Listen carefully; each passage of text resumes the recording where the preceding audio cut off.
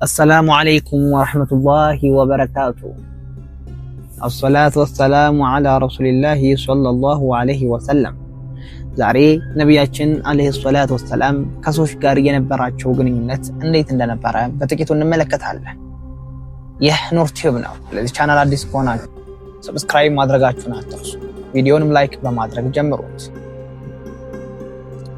የአላህ መልእክተኛ ሰለላሁ ዐለይሂ ወሰለም ልንከተላቸው የሚገባ ምርጥ ምሳሌ ናቸው። ከሚናገሩት በተግባር የሚያሳዩ በየትኛውም ህይወት መንገድ ላለ ሰው ምሳሌ የሆኑ ነብይ ናቸው። የየትኛውንም የህብረተሰብ ክፍል በእዝነትና በፍቅር ነበር የሚቀርቡት። ሙስሊም ለሆኑ ብቻ ሳይሆን ከእስልምና ውጭ ለሆኑ ሰዎችም ጭምር መልካም ባህሪና ምርጥ አቀራረብ ነበራቸው። ጃቢር ኢብኑ አብዱላህ እንደዘገቡት ሰዎች ሬሳ ተሸክመው እያለፉ ነበር። ነብያችን ሰለላሁ ዐለይሂ ወሰለም ቆመው አሳለፉ። እኛም ያንኑ አደረገን። ካለፉ በኋላም የአላህ መልእክተኛ ሆይ የአይሁድ ሬሳ እኮ ነው ብለን ጠየቅናቸው። ቢሆንስ ሰው አይደለምን ሲሉ መለሱልን። የነብያችን ሰለላሁ ዐለይሂ ወሰለም የህይወት መመሪያ ፍጡራንን ለፈጣሪያቸው ስትል ውደድ የሚል ነበር። በአንድ ወቅት የነብያችን ሰለላሁ ዐለይሂ ወሰለም ባልደረቦች ሙስሊም ካልሆኑ ሰዎች በደረሰባቸው ጫና የተነሳ የእስላም ጠላቶች እንዲረግሙ ነብዩን ሰለላሁ ዐለይሂ ወሰለም ጠየቁ። ነብያችንም ሰለላሁ ዐለይሂ ወሰለም እኔ ለእርግማን አልመጣሁም ለእዝነት እንጂ ሲሉ መለሱ። የሚከተሉትንም ዱዓ ለእስልምና ጠላቶች አደረጉ። ጌታዬ ሆይ እነርሱ አያውቁምና አቅናቸው። አብዱላህ ኢብኑ ኡበይ የሙናፊቆች ድብቅ መሪ ነበረ።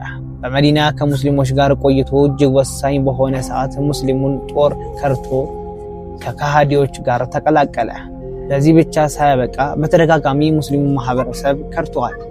ከእሱ በተቃራኒ ልጁ እጅግ መልካም አማኝ ነበረ። አብዱላህ ኢብኑ ኡበይ በሞተ ጊዜ ልጁ ወደ ነብዩ ሰለላሁ ዐለይሂ ወሰለም በመምጣት ነብያችንን ሰለላሁ ዐለይሂ ወሰለም ቀሚስ ጠየቀ።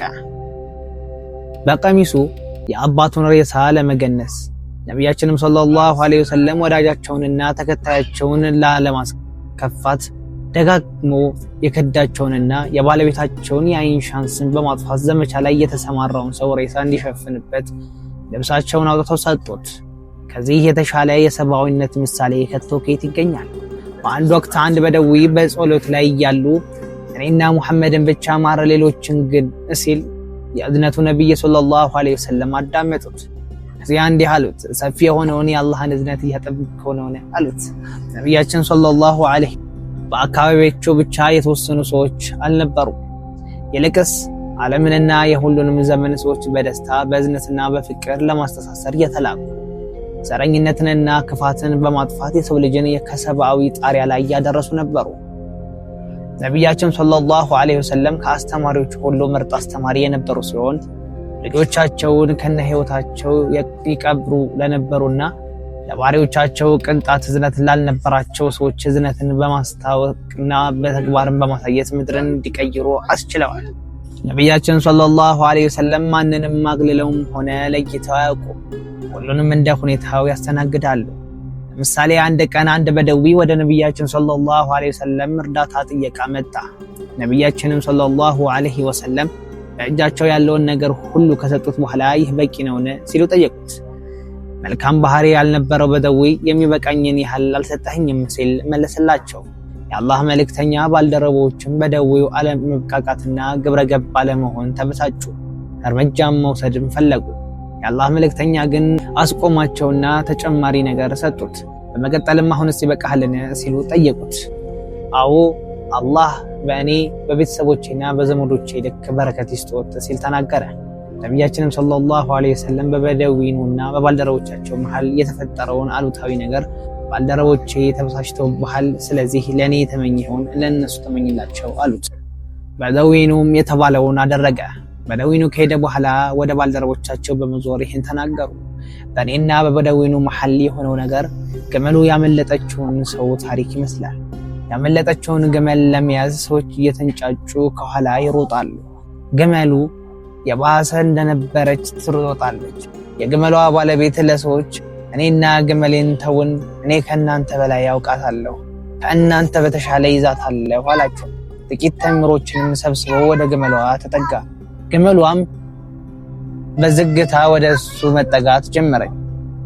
ቀስ ብሎም ገመዷን ያስገባትና ላይዋ ላይ ወጥመድ መጋለብን ያዘ። ያኔም በደዌኑ ያንን ሲናገር እናንተም ብትከተሉ ኖሮ በደዌም በመደንበር ወደ ጀሃነም በተጓዘ ነበረ። ይህ የሚያሳየን ሰዎችን በማስተማር ስራ ላይ ስነልቦናቸውን መመልከትና እንደየሁኔታቸው ማስተናገድ ትልቁ ጉዳይ መሆኑ ነው። ከዚህ በተጨማሪ ከዚህ ታሪክ የምንማረው የሰው ልጅ በተፈጥሮ ለደግነትና ለችሮታ የተለየ ቦታ መስጠቱን ነው። አንድ ሰው ደግነት ስንቀርበው ጠላታችን ከነበረ ጠላትነቱ ይወገዳል ወይም ይቀንሳል። ጠላትም ወዳጅም ካልነበረ ወደ ወዳጅነት ይጠጋል። ወዳጅ ከነበረ ደግሞ ወደ በለጠ ወዳጅነት ይሸጋገራል። በእኛ ባህላዊ አባባል መሰረት የአንድ ሲኒ ቡና መልካም አቀባበል ለ40 ዓመታት ይወሰዳል።